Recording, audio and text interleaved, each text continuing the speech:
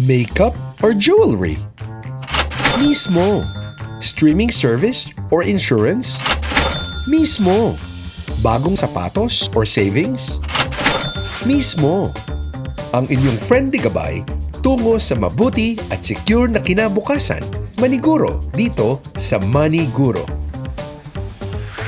One of the men behind the success of one of the Philippines' most followed and trusted financial brands, Ka-Cebuana.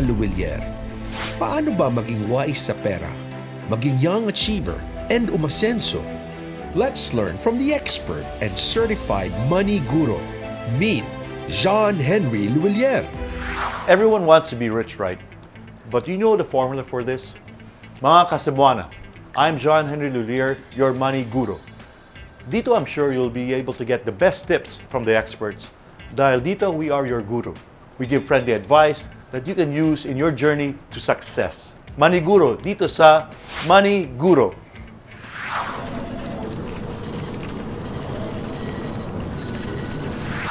Do you want to be a successful businessman in the future? Hindi overnight yan. Dahil kailangan ng effort, time, and planning sa pagtatayo ng negosyo.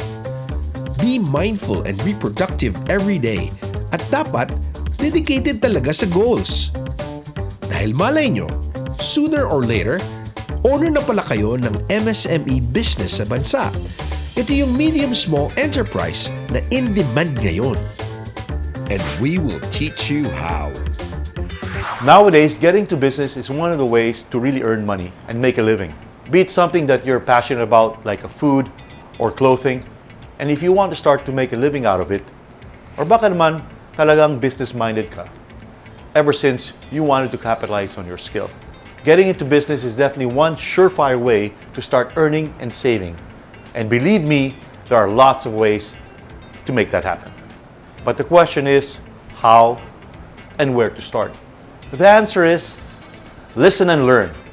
With our extra special guest guru, we'll help you find out how to start and how to make your business a good one, the effective and productive way.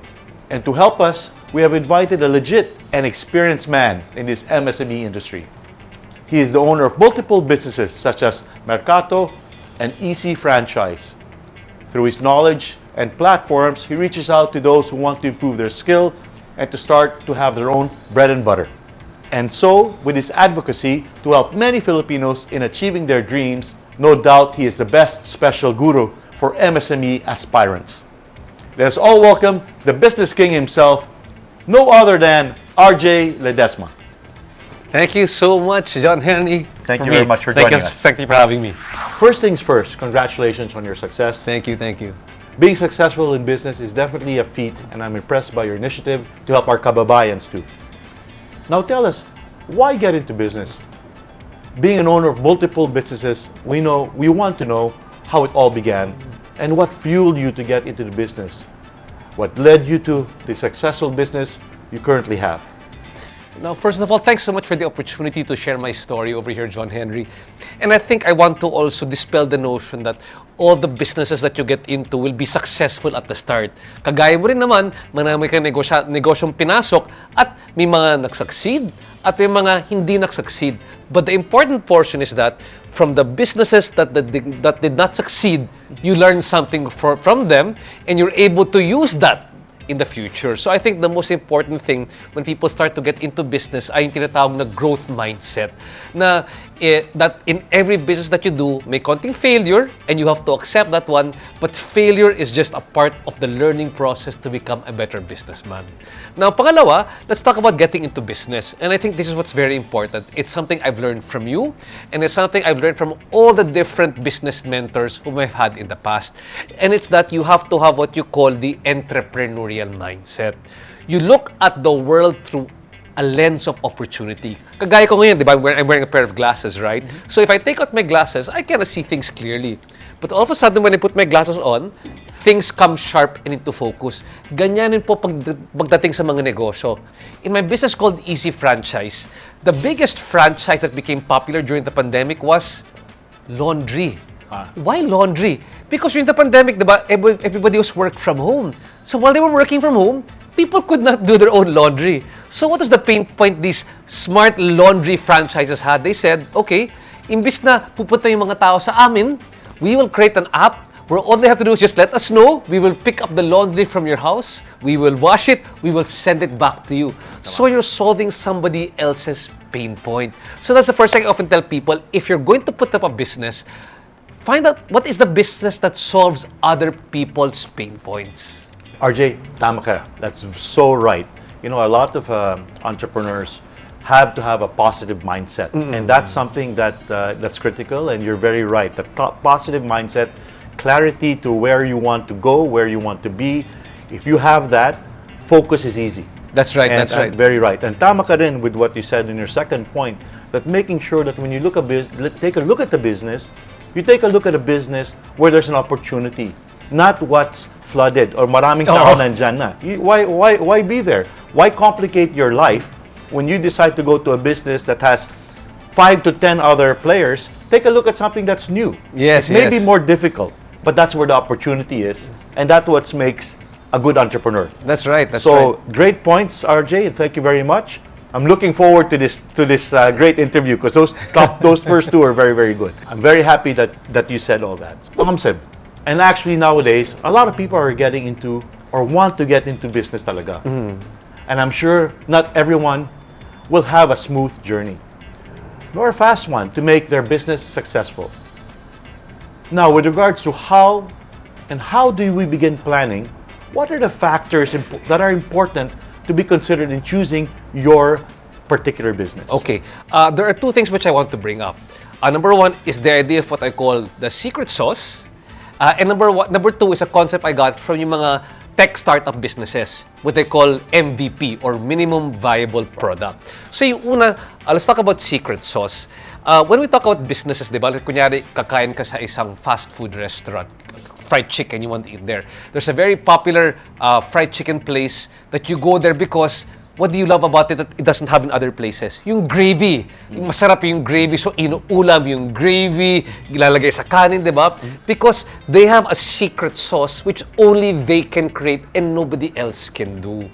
Now, the second thing I want to talk about is yung tinatawag na minimum viable product. There is no such thing as a perfect start for the business. You won't have the complete set of resources. You won't have the complete set of skills. What's important is that you launch the product in the first place. But don't put all your money in. What you do is you launch what you call yung MVP, minimum viable product. I-testing mo muna, di ba? Like sa pagkain, I often tell my people, don't buy all the ingredients, don't buy all the equipment. Test mo muna. Masarap ba? Magugustuhan ba ng mga tao yan? Then, habang ginagawa mo, ayusin mo. Di ba? Ayusin mo yung recipe mo, ayusin mo yung lahat, yung presyo mo. Oftentimes, sinasabi ng entrepreneur, di ba? It's not ready, aim, fire. It's ready, fire, aim, fire, aim, fire, aim. Di ba? Before you finally get things going. So, mag-MVP ka muna. And then, you learn along the way. Kasi, like I was telling you earlier, yung growth mentality, growth mindset, you will really fail. But the thing is, if you built it into your model, kung may MVP ka, alam mo talaga na mag-fail ka, but the point is, you're really there to fail para matuto ka on the way you iterate or sinasabi yes. You pivot. Para little by little, inaayos mo yung produkto mo until finally you get the right product out in the market. And when you see may hatak na, may engagement na, marami ng tumatangkilik, that's when you invest behind it. The energy I feel with RJ is what entrepreneurs should have. Yes, energy that's wanting to do business, wanting to do it right, yan yung dapat gawin. Thank you. You know, with an MVP, just to try to simplify, yes, it's creating that product. But you know what? We should take a look at it. It's also what is an MVP, your most valuable player. Yes. And yes. an MVP really, you know, as Filipinos, we love basketball and volleyball, and it's usually your MVP who is your secret sauce to success. Yes. And that is something that, just to frame it in that framework rather, we take a look at an MVP as your secret sauce, your secret player, and you have to focus on something that's going to make you different from the rest. Always. So again, great point, and that's something that us entrepreneurs really look for. Now let's get it down to the important bolts. When it comes to settling down on one concept of your business, do you think dapat sumabay sa uso ng isang business? And can you give us 3 kinds of possible businesses that the younger generation can start off even at a very young age. So, having said that, importante pag trends, what you do what you call the low-hanging fruit. Anong kaya mo sa budget mo? So, kunyari, you can always start off with food. Food is easiest for the younger generation to start off with. I'm guessing food is good, no? But after the food, try to find out what can you do specifically about that specific food that you can be passionate about, or something that you are, may pain point ka about when it comes to food that you can do a bit different, and then tweak it. After that one's done, maybe after aside from food, another thing that people can also do nowadays, products are good, services are also good. You can be great content creators, diba? So people nowadays, they are able to, become their own content creator. You find what industry you can be passionate about and talk online that eventually you can have people, you can monetize by people advertising on your site or bringing products to you, diba? So you make yourself a product. Like myself, sometimes I have to make myself a product because people like, you're an entrepreneur, can you help endorse my product? Can you help sell my product? And the next one, to make things a bit more sustainable, and what I've just been seeing and I'm impressed by, are people creating their own products. Sometimes the content creator, they take it one step further. They are the content creators and they also create their own products. Noon, may marami dyan ngayon na nakikita mo online. Noon, nagme-makeup review. Ngayon, may sariling makeup na. Because like you said, they just contact directly yung tinatawag na toll manufacturers yung gumagawa ng produkto. So, very interesting ways that we never thought of nung time natin kung paano gumawa ng negosyo. Kayang-kaya ngayon. So, ang daming pwede natin gawin. There's so many options. And again, options are good. At least we have that. And to take a look at it, Philippines is, I think right now, the 11th most populous country in the world, almost 110 million people. And let's take a look at India. India's growing to be soon a quote-unquote super economic power. And again, large-scale number of people, large opportunity to offer products and services. So we should take a look at how Indian entrepreneurs are doing it. We can just replicate. And you said, maraming content dyan on the web. A lot of YouTube links, a lot of items on Facebook. Again, our friend ChatGPT is out there to get information. So again, focusing on products, services that our kababayans can buy, can use, are important. And advantage is, we are 110 million people. Exactly. So there's a lot of products and items that we can do and offer to our kababayans out there. Ang daming, so many ideas. And ideas are good, but you have to put it to action. Exactly. And test. Now, let us know what our Ka-Cebuanas are thinking. What do you think is the best business for 2024? Comment down below ang mga sagot nyo, and we will read those during our discussion. RJ, what are the common problems that MSMEs needs to face, and how can they solve it? I think one of the most common is actually good financial housekeeping and getting good financing for their business. So always people realize, sometimes you don't have to start big. You can start small. But even as you start small, dapat may financial discipline yung negosyo mo. Again, like I talked about earlier, like sa food business, pay 1/3 for the cost of your product, the materials, 1/3 para sa utilities and labor, then 1/3 sa profit ninyo. So at least more or less you try to keep that, to be very disciplined when it comes to that one. And like I said earlier on, financial housekeeping, huwag mo kunin yung pera ng negosyo at gamitin para pansarili, di ba? Keep the money in the business that belongs to the business. Now, after that one, there's a lot of things that happen as an entrepreneur. That sometimes the product might not be the product that's ideal for the market, or the service that you're offering is not ideal. It happens to all of us, di ba? John Henry, I'm sure in business, there are times na akala mo, wow, surefire to, gagana to. Pero pag nasa market ka na, naku, bakit walang bumibili? Bakit walang may gusto? But sometimes, you have to learn those things. But little by little, you fix. Diba? You fix one small part there, one small part there, one small part there. Then eventually, you'll see, that's how it's going to work. Same thing like for us, this one, when people created a product for us na called Bagnet Patong in Mercato Central. It was created because, yung tao, lasing na lasing, they needed to eat while they were hungry. And then, so they kept on saying, sige, lagyan natin ng tokwa, lagyan natin ng bagnet, lagyan natin ng gulay, lagyan natin ng itlog. Then bilang masarap pala, puro mga whatever they put. So all of a sudden, you have to, sometimes to be a good entrepreneur is experiential. And you have to go through problems, you have to go through these things because that's the only way you'll develop your entrepreneurial sense. But at the same time, what we call the entrepreneurial Grit, ibig sabihin niyan yung pag masama yung panahon or masama yung takbo ng negosyo, you don't give up. Sometimes, it's a learning process for you. Whether you fail in the business, you'll fail in life naman. You just fail in the business, it's teaching you a lesson on how to get better. Tama. Great ideas, RJ. And that's really right. You know, when you do a business, you have to have a right FGD, right, or focus group that you're taking a look at. And if you don't tap the right market for the test, it's a mistake because we are not the best test. Yes, we are when, not. When you do a test, dapat, you know, if you're going to do your food business and you're wanting to tap, let's say, students, so you have to make sure that that people that test the product are the students. It's common sense, but in many times you forget the common sense. Yes, exactly. So tama yung sinabi mo. It's really focusing on making sure that you know that your product suits the right market. And a very, very good example. Omsim. Omsim. For sure in business, especially for first-timers, there are pros and cons that they need to consider before starting it right. Can you give our Ka-Cebuanas an idea what those are? And if they really are dead set in making a business, how do they manage the cons? Okay.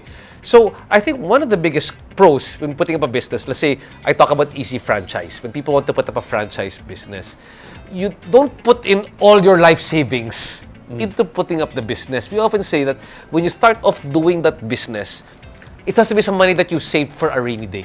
You put the money that's a bit extra into that business, right? Then you start off from there.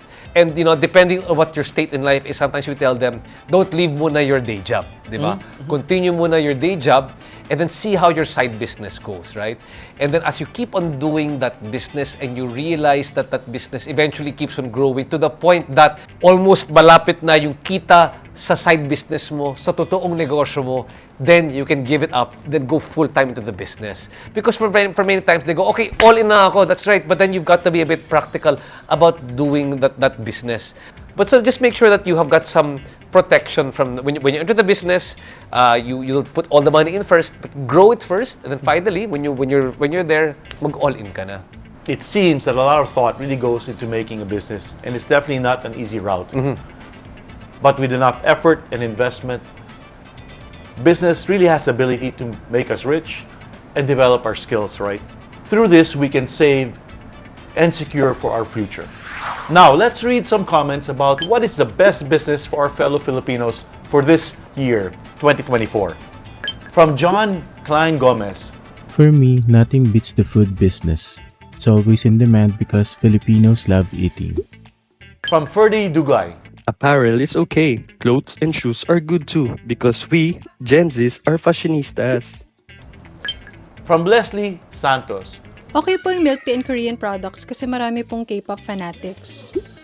Really, really great starting points for business ideas. Congratulations to all your suggestions, mga Ka-Cebuana! Awesome. Well said, and that's the end of our third episode and chit-chat with our extra special guest, Guru RJ Ledesma. I hope marami kayong natutunan today on how to start a good business and be an MSME owner. Before we end our episode, please share your messages and greetings, RJ, to our Ka-Cebuana viewers. Maraming salamat, John Henry. Sa lahat po ng mga Ka-Cebuana viewers, you can all be an entrepreneur. Again, just a reminder, you have to have the entrepreneurial mindset. Your idea is to turn yung mga pain points into your business opportunities. But when you do, please remember lagi, ano yung secret sauce ninyo? Anong kakaiba na pwede mo gawin na hindi kayang gawin ng ibang tao? And in the end, don't worry, sometimes kung makakamali ka sa negosyo, kung talo ka ng konti, that's okay. That's all part of the growth mindset. You will make mistake, you will fail, but sometimes your failure can become your greatest lesson. At sa lahat po ng mga food entrepreneurs na nakikinig dyan at gusto nyong ipakita, i-showcase yung inyong mga food products, please apply for Mercato Central. Just go to our Facebook page and we will help you become a food entrepreneur. We want you to be the next big food entrepreneur. Again, maraming salamat, John Henry Luwilier, ating Money Guro. Boss, thank you. Thank you again. Salamat. Thank you very Thank you so much. Thank you. Thought for the day. There's nothing you cannot learn kung hindi nyo muna susubukan. Just like in business. So let's start now. And that's it. Hope you guys learned a lot from our small talk. Remember, it's never too late to save and be rich. Omsim. Maraming salamat mga Ka-Cebuanas. Don't forget to like and share our videos for more saving tips and how to be rich. Stay tuned, Money Guro, dito sa Money Guro.